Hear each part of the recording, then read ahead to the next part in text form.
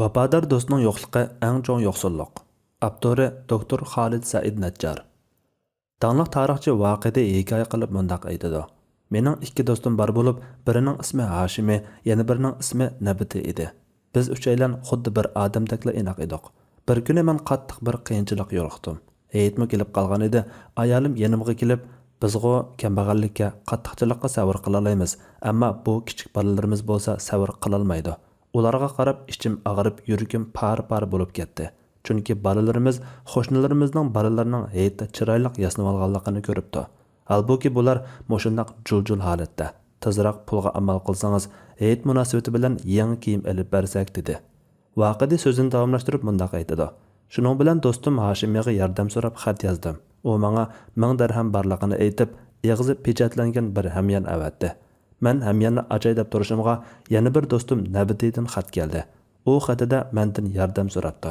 Natijada men uningga qo'limdagi hamyonni o'z biti avatdim hamda masjidga chiqdim.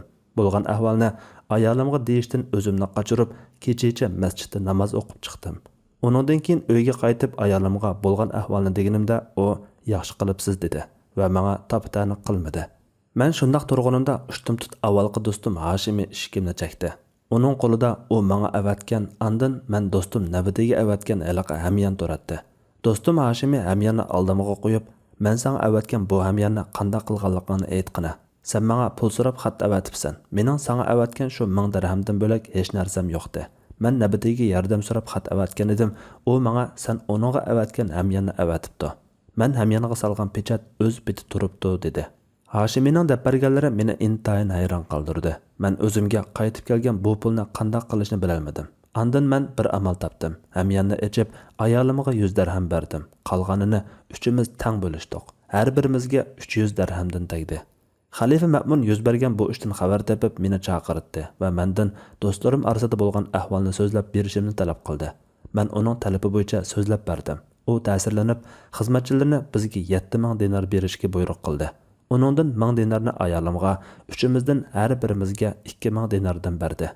Do'stlik nozik munosabatdir. O'qigan siri o'qig'iz keladigan qiziqarli kitobdir, yaxshi aloqadir. G'urbatchilik bosqanda ulfatlashish, halmon bo'lishdir. Taxmi cho'nqirlasak, do'stlik degan o'zaro yordam berishdir. Kishilarning aytganidek, boshqa kun tushgan chaqda esqatadigan bundaq do'st nima degan yaxshi hamrohdir. Do'stlik ikki shaxs o'rtasidagi o'zaro mehribonlikdir. Ana shu o'zaro tuyg'ularni his qilib, biri yana biriga yaxshilikni xohlaydi. Do'st degan fikri, vijdoniy jihatda sen bilan birga yashaydigan, his tuyg'ularda sen bilan o'rtoqlashadigan, xushalliqingga xushal bo'ladigan, g'am qayg'ularingga g'amxam bo'ladigan odamdir. Do'stlik birga turmush kechirish, o'xshashlik va vijdoniy o'rtoqlik asosida shakllanadi. Do'stlik inson hayotida muhim asosdir. Uningga beparvolik qilishga bo'lmaydi. Biz hayot safarimizda ruhiy bir to'rikka muhtoj bo'lamiz. Dard alam yetgan minutlarda, xushallik minutlarida, natija qozongan minutlarda biz bilan o'rtoqlashadigan odamga muhtoj bo'lamiz. Jarohatlarimizga malham bo'ladigan, ojizligimizni his qilganimizda yordami bo'ladigan ilhomlantirishlarga, rag'batlantirishlarga muhtoj bo'lamiz. Yolg'izlik insonning aqlini yo'qtidi. Do'stning roli bo'lsa cho'ng bo'ladi. Chunki do'st insonning ruhiy tangpunligini saqlaydi. Kaliforniya shtatida 9 yil sarf qilib 4725 odamda tadqiqot olib borgan doktor Leon mundaq deydi. Do'stlik qurishga qiziqmaydigan yoki sanoqli do'sti bor odamlarning o'lish nisbati yuqori bo'ladi.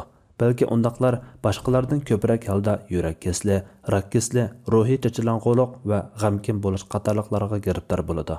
Sadoqat degan so'z yolg'onchilikning aksi bo'lgan sidiq, rostchilik degan so'zdan kelib chiqqan. Demak, do'st degan sana rost so'zlaydigan samimiy odamdir. Qo'ylar orasiga yoshirinib olgan bo'rilar do'stning siyoqida yasnab oladi va halanki ular sadoqatdan yiroqdir. Ularning niyatlari buzuq, ularning do'stligi riyo va saxtalikdan iboratdir. Ular sap ikki yuzlamachilardir. Sen ularni shoir aytganda qiyofatda ko'rsan. U sana tilidan shirin so'zlarni qilur, oldingda tulki kabi quvliq qilar. Do'stlik o'zaro tushunish, o'zaro hurmatlash, o'zaro kuyinish, o'zaro e'tirof qilish, o'zaro yaxshi ko'rish qatorliq ikki tarafning tirishchiliklari asosida shakllangan munosabatdir. Bu yerdagi o'zaroliqning ma'nosi yana bir tarafning foyda manfaatini o'z manfaatining oldiga qo'yishdir. Do'stlik, nasihat qilish, boshqa kun tushganda yordam qilish qatorliq mushu o'zaro ish faoliyat ramkasi ichida chin ma'nosini topadi. Demak, yaxshilikqa darhol javob qaytara oladigan do'st haqiqiy do'stdir. Sadoqat degan o'zaro ishonish, o'zgaga aziyat berishdan yiroq turishdir.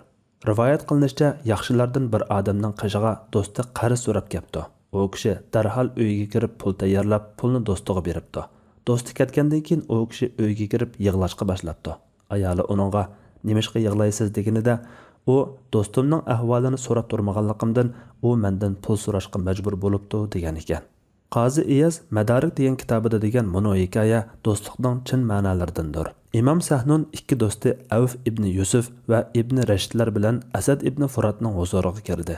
Asad ulardan bir masalani so'radi. Shu an Sahnunning ikki do'sti javob berishga aldirab ketdi. U jim turdi.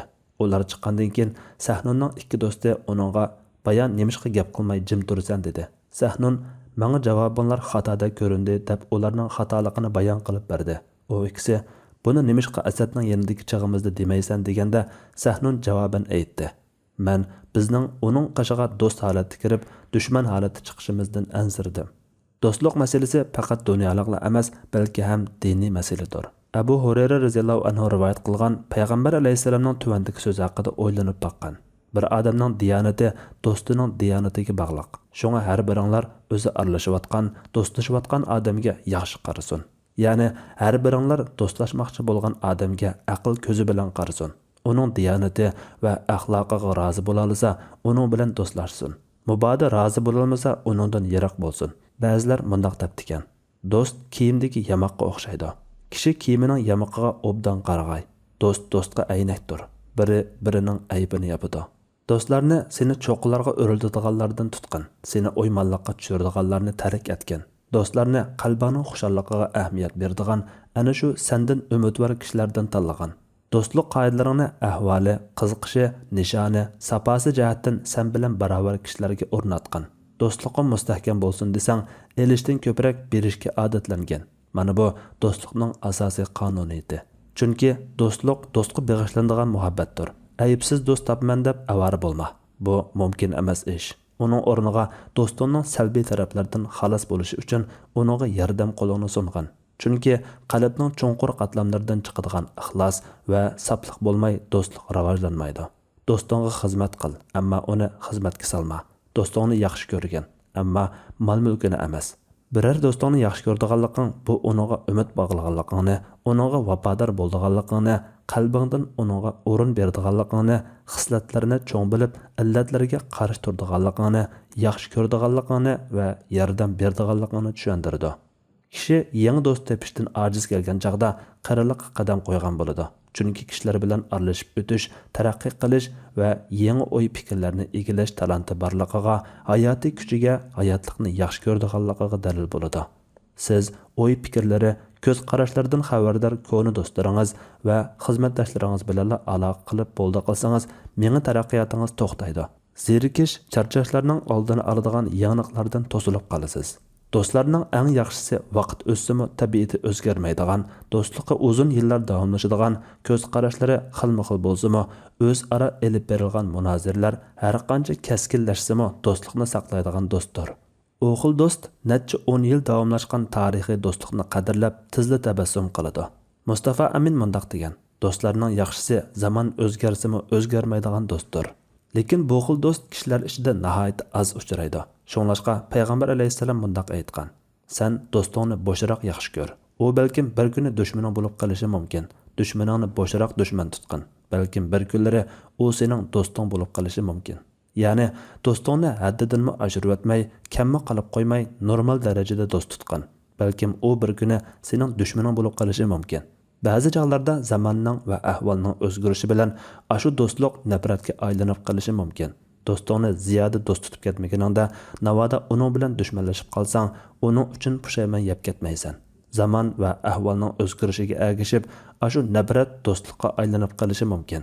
Sen uningdan ziyoda nafratlanmaganingda, uning bilan do'stlashib qolsang, uningdan xijil bo'lib ketmaysan. Ibnul Arabiy mundaq degan: "Bu hadisning ma'nosi shuki, qalblar Allohning ikki barmoqining orasidadir. Ba'zida do'st dushmanga, dushman do'stga aylanib qolishi mumkin. Navoda do'stlashgan chaqda uningga ko'nglingdan o'rin bersang, andin u dushmanga aylansa, do'stlik chag'ingda uningga sirlaringni to'kib berganligingdan sirlaringni ufq olib, sen ziyon selish yo'llarini oson bilib oladi. Umar roziyallohu anhu mundaq deydi: "Muhabbating oshiqlik bo'lib qolmasin, nafrating halokat bo'lib qolmasin." Mana bu hayotlikdagi muhim haqiqat. Chunki insonlar tosh, tam emas, balki ijtimoiy ta'sir ko'rsatuvchilarning ta'siriga uchraydigan insondir. Ulardan kimki hozir yaxshi bo'lsa, bu uning mangu shundoq turdiganligini uqtirmaydi. Kimki nachar bo'lsa, bumi uning mangu shundoq turdiganligini tushundirmaydi. Do'stlikning chek-chegarasiz mutlaq bo'lishi to'g'ri emas, balki u muvofiq cheklamalar bilan o'ralgan, insoniy o'lchamlar bilan chek qo'yilgan bo'lishi lozim. Sajiya Islom tadqiqot markazi. Tarjimada Nujayim.